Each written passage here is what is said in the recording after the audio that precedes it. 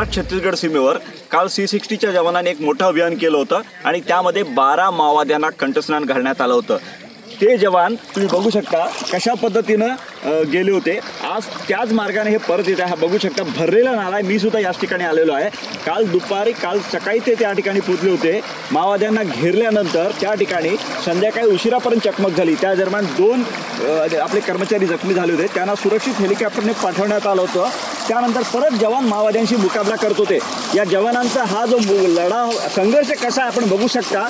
उपमुख्यमंत्री देवेंद्र फडणवीस यांनी या जवानांचं कौतुक केलेलं आहे। C60चे कमांडो पथक आहेत। हे देशातलं सगळ्यात मोठं माओवाद्यांच्या विरोधात लढणारं आक्रमक असं पथक म्हणून ओळखलं जातं आणि या जवानांनी काल जी कामगिरी फत्ते केली त्यामध्ये 12 माओवाद्यांना कंठस्नान घालण्यात आलेलं आहे। त्यामध्ये काही जाल माओवादी आहेत। मोठ्या प्रमाणात अत्याधुनिक शस्त्रे त्या ठिकाणी सापडली होती। त्यामध्ये AK-47 आहे, इन्सास आहे, सगळे गोष्टी आहेत। आपण बघू शकता कशा पद्धतीने जवानांना जंगलात अभियान राबवावं लागतं। ही परिस्थिती आहे। घनदाट जंगल आणि मुसळधार पाऊस काल कोसळत होता। त्या मुसळधार पावसामध्ये जवान अशा पद्धतीनं काल हा पाण्याचा स्तर जो आहे कमी झालेला आला, मात्र काल कमरेपेक्षा वर छातीपर्यंत पाणी या ठिकाणी होतं असं माहिती मिळालेली आहे। त्यामुळे काल जवानांनी अत्यंत जीवाची बाजी लावून माओवाद्यांना घेरलं आणि त्यांना कंठस्नान घातलं। त्यामध्ये 12 माओवादी ठार झालेले आहेत। काही महिला माओवादी आहेत। ही खूप मोठी कामगिरी म्हणावी लागेल या वर्षभरातली, कारण गडचिरोली पोलीस दल माओवाद्यांच्या विरोधात आक्रमक पद्धतीने लढत आहे आणि लढत असताना जवानांना मोठ्या प्रमाणात यश मिळत आहे।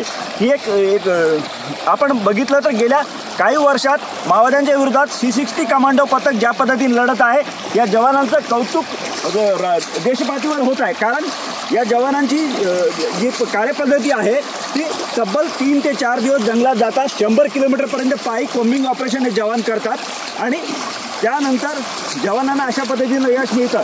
दिवस रात्र ऊन पाऊस याची पर्वा न करता, मोबाईलचं नेटवर्क नसतं, अशा पद्धतीनं जंगलात या C60 जवानांचं हे अभियान सुरू असतं आणि आज जवानांना मिळालेल्या यशानंतर हे जवान सगळे आता पोलीस मुख्यालयाकडे परतत आहे। सकाळी त्यांनी त्या भागात शोध मोहीम राबवली आणि आता जवान हे परतत असल्याचं दिसून येत आहे। महेश तिवारी, न्यूज 18 लोकमत, महाराष्ट्र छत्तीसगड सीमा, गडचिरोली।